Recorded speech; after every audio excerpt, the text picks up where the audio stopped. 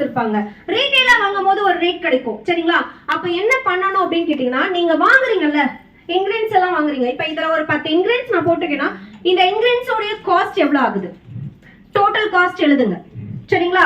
அதுக்கப்புறமா நீங்க இதுல ஆயில்ஸ் எல்லாம் போட்டிருப்பீங்க. ஆக மொத்தம் இதுல போட்ட சின்ன ஒரு டிராப்பா இருந்தா கூட அதோடைய ரேட் எழுதுங்க. எப்படி எழுதணும் அப்படின்னு கேட்டீங்கன்னா, இப்ப நீங்க வந்து மினிமம் குவான்டிட்டில வாங்கிருக்கீங்க, ஹோல்சேலர் விட்டுருங்க. சரிங்களா? பல்கான ப்ரொடக்ஷன் பண்றீங்கன்னா அவங்களுக்கு அது.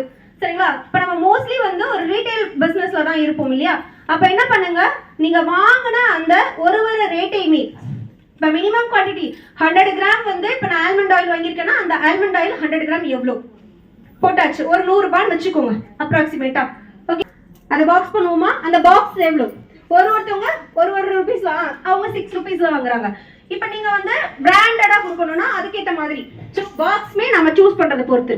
ஸோ அந்த பாக்ஸோடைய எவ்வளோ குவான்டிட்டி, இப்போ நீங்க ஒரு 100 பீஸ் வாங்குறீங்கன்னா அது ஒரு ரேட் கொடுத்துருப்பாங்க. அப்ப அதுல ஒரு பீஸ் எவ்வளோ. ஸோ இந்த மாதிரி ஃபுல்லா பர்ச்சேஸ் பண்ணது எவ்வளோ அது தனியா உங்களோட லிஸ்ட் ஆஃப் பண்ணணும். அதுல இருந்து நீங்க எவ்வளோ எடுத்து யூஸ் பண்றீங்க அதை ஒரு லிஸ்ட் ஆஃப் பண்ணணும்.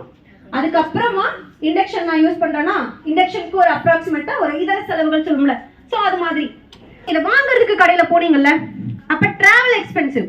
ஸோ எவ்வளோ ஆயிருக்கும், பைக்ல போயிருப்பீங்க, ட்ரெயின்ல போவீங்க, உங்களுக்கு தான் தெரியும். ஸோ அதுக்கேற்ற மாதிரி டிராவல் இதெல்லாமே இதர செலவுகள்ன்றதுல போட்டுருங்க. சரிங்களா? போட்டுட்டு இப்ப லாஸ்ட் என்ன பண்ணணும், லேபர் காஸ்ட். லேபர் காஸ்ட்ன்றதுமே நீங்க இன்னைக்கு லேபரா இருக்கீங்க, நீங்க உங்களுடைய ப்ரொடக்ஷன் பண்றீங்க, இன்னைக்கு நீங்க லேபர் காஸ்ட்.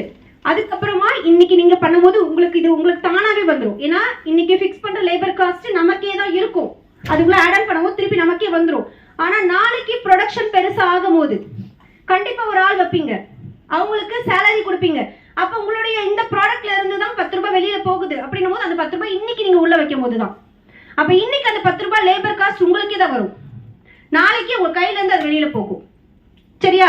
அப்போ அந்த மாதிரி. அப்ப மிஷின்ஸ் வாங்குறீங்க அப்படின்னா அதுக்கு கரண்ட் பில். ஸோ என்னெல்லாம் நீங்க யூஸ் பண்றீங்களோ எல்லாத்தோடைய காஸ்டையும் போடுங்க.